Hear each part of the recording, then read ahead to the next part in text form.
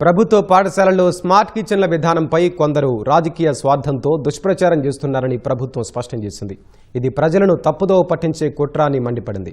Smart కిచెన్ల పేరిట మధ్యాహ్న భోజన పథకం కార్మికులను తొలగిస్తున్నారని ప్రచారంలో ఏమాత్రం నిజం లేదని తేల్చి చెప్పింది.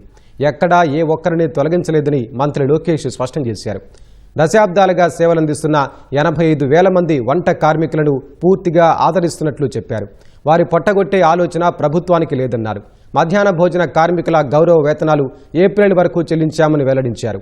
సాంకేతిక కారణాల వల్ల నిలిచిపోయిన మిగతా స్వల్ప బకాయిల విడుదలకు ప్రభుత్వం ఏర్పాట్లు చేసిందని వివరించారు. గత ప్రభుత్వం పెండింగ్లో ఉంచిన దాదాపు 350 కోట్ల రూపాయల బకాయిలను కూటమి ప్రభుత్వం విడుదల చేసిందని స్పష్టం చేశారు.